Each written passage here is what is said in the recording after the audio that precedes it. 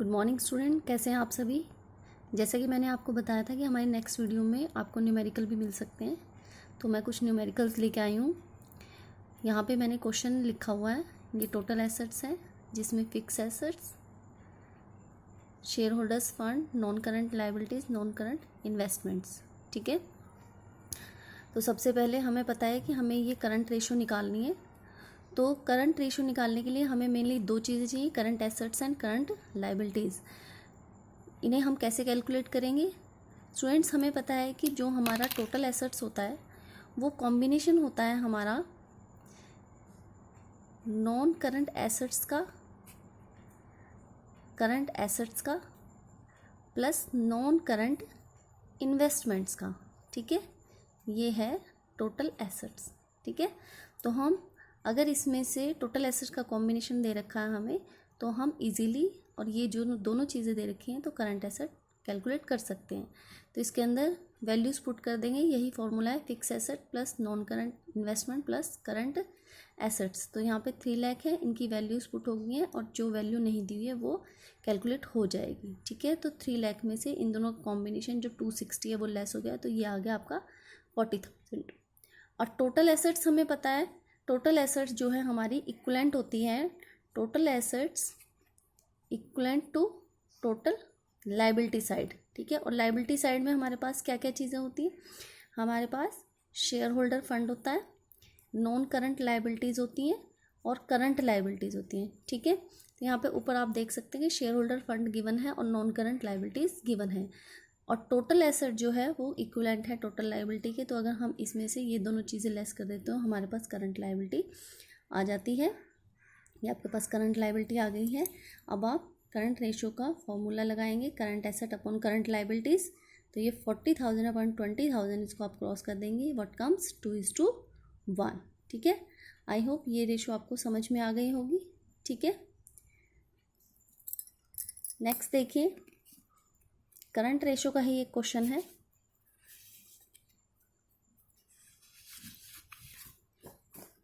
ये क्वेश्चन है, इस टाइप का क्वेश्चन भी आपसे पूछा जा सकता है। करंट रेशो 2:5 है, 2.5 है, और वर्किंग कैपिटल जो है 60,000 है। कैलकुलेट करना है आपको amount of current asset and current liabilities. तो सबसे पहले आप इसका फॉर्मूला लगाएंगे। हमें करंट रेशो गिवन है, तो जो चीज़ गिवन है उसे हम पुट कर देंगे। Current ratio equal to current asset upon current liabilities.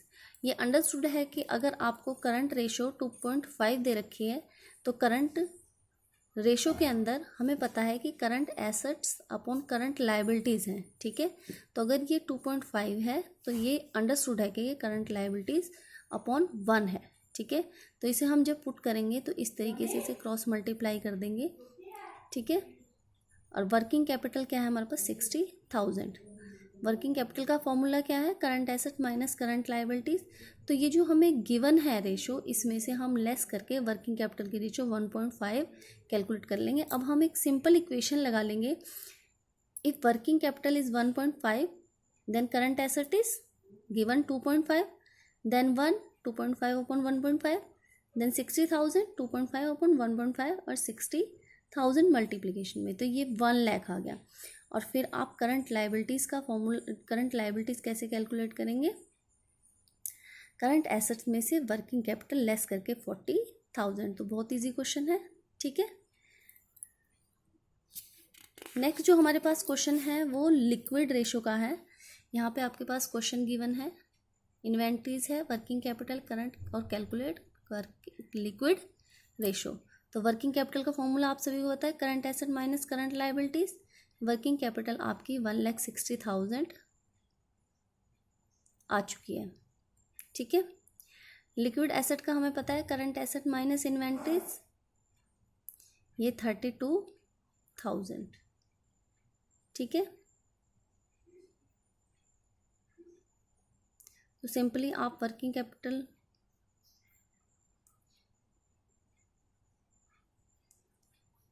ये हमने वर्किंग कैपिटल का फॉर्मूला लगाया था। वर्किंग कैपिटल हमारे पास 4 लाख गिवन है। ठीक है, अगर 4 लाख में से हम 2,40,000 की करंट एसेट माइनस कर देते हैं, तो ये हमारे पास क्या आ गया, करंट लाइबिलिटी। कंफ्यूज मत हो ना, ये जो 4 लाख है ये वर्किंग कैपिटल के ऊपर क्वेश्चन भी गिवन है। ठीक है, और ये लिक्विड एसेट का फॉर्मूला। ठीक है, तो यही चीज़ें हमें निकालनी थी क्योंकि हमारे पास अब हमें क्या करना है, अब हमें सिंपली ये चीज़ मैंने छोड़ी हुई थी जिससे कि मैं आपको कैलकुलेट करके बता दूं। लिक्विड रेशो का फॉर्मूला लगाएंगे, यहाँ पे क्या होता है, liquid asset upon current liabilities. ठीक है, बहुत सिंपल है। यहाँ पे 1 लाख, यहाँ पे आ जाएगा आपका 3,20,000 डिवाइडेड बाय 1,60,000। ठीक है, तो ये आ जाएगा 4:1। ठीक है, नेक्स्ट आपके पास करंट लाइबिलिटीज़ है, सॉरी करंट, नेक्स्ट क्वेश्चन में करंट लाइबिलिटीज़ गिवन है, ये भी लिक्विड रेशो का ही क्वेश्चन है। करंट रेशो गिवन है, लिक्विड रेशो गिवन है, कैलकुलेट वैल्यू ऑफ इन्वेंट्रीज। ठीक है, बहुत अच्छा क्वेश्चन है। करंट लाइबिलिटी 3 लाख आपके पास गिवन है हमारे पास। अब हमें पता है लिक्विड रेशो का फॉर्मूला क्या होता है, liquid asset upon current liabilities. तो अगर हमें करंट लाइबिलिटीज़ दे रखी हैं, ठीक है, और लिक्विड रेशो हमें गिवन है 1, यानी कि 1:1। ठीक है, 1/1, तो इसको क्रॉस मल्टीप्लाई करके लिक्विड एसेट हमारी क्या आ गई, 3 लाख। ठीक है, करंट एसेट्स निकालेंगे तो हमें पता है करंट रेशो को मल्टीप्लाई कर देंगे करंट लाइबिलिटीज से। ठीक है, 3 × 3, वैसे भी अगर यहाँ पे 3 दे रखा है, सपोज यहाँ पे 3 दे रखा है, करंट रेशो हमें ऊपर गिवन है, ये देख करंट रेशो 3 गिवन है, तो ये 3/1 है। और current assets upon current liabilities. ठीक है, तो यहाँ पे अगर हम इसको 3/1 करंट एसेट्स अपॉन 3 लाख करेंगे और इसको क्रॉस मल्टीप्लाई करेंगे तो ये 9 लाख अबाउट ही आएगा। Inventories current assets minus liquid assets, ये 6 लाख। तो ये आपका क्वेश्चन सॉल्व हो चुका।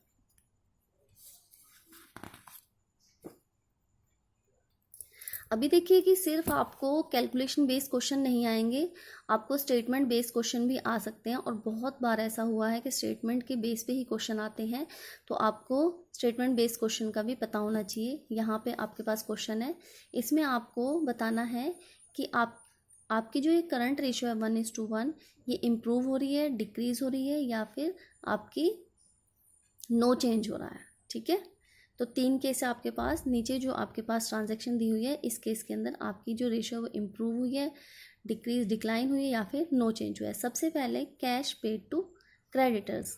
अगर आप क्रेडिटर्स को कैश पे कर रहे हैं तो आपके साथ क्या होगा, तो देखिए इसका एक एग्जाम्पल भी ले सकते हैं आप। फॉर एग्जाम्पल मैं आपको समझा देती हूँ इस चीज़ को।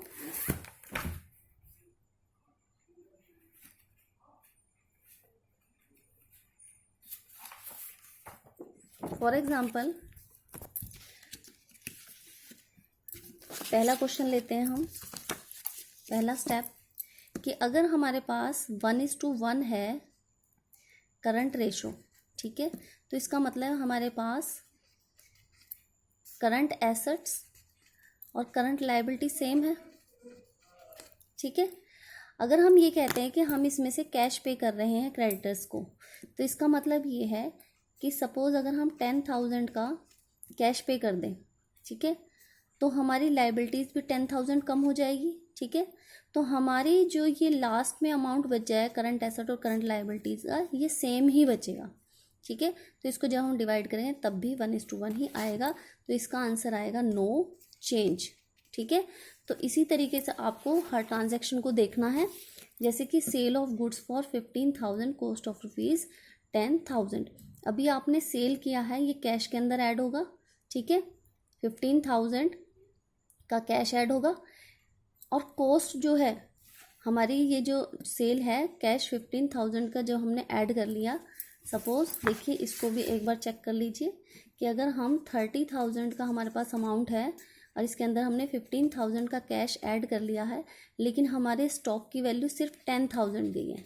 ठीक है, और यहाँ पर हमारे पास करंट लाइबिलिटीज़ 30,000 है, तो इसमें देखिए यहाँ पर आपको क्या करना पड़ेगा, यहाँ पे 35,000 की वैल्यू रहेगी और यहाँ पर आपकी 30,000 की वैल्यू रहेगी।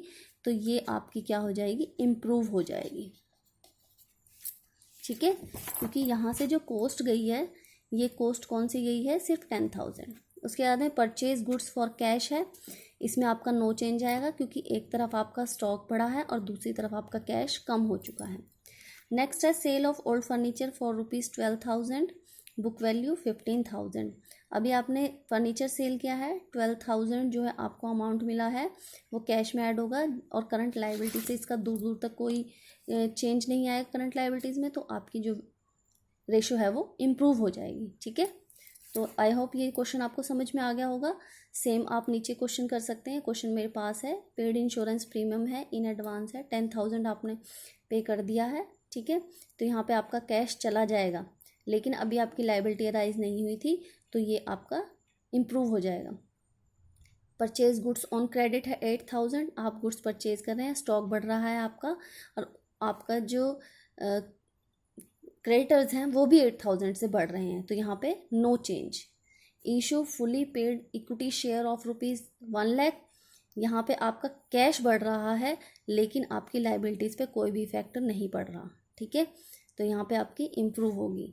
Issued 9% debentures of 5,00,000 to the vendor for the machinery purchase, आप डिवेंचर इशू कर रहे हैं, करंट एसेट्स और करंट लाइबिलिटीज़ का कोई इफेक्ट नहीं है, तो यहाँ पे नो चेंज। ओके स्टूडेंट, आप सभी को आई होप ये न्यूमेरिकल समझ में आ गए होंगे। नेक्स्ट जो वीडियो होगा वो हमारा कॉन्सेप्चुअल बेस्ड होगा, कॉन्सेप्ट होंगे प्रॉफिटेबिलिटी रेशियोज। ठीक है, थैंक यू सो मच।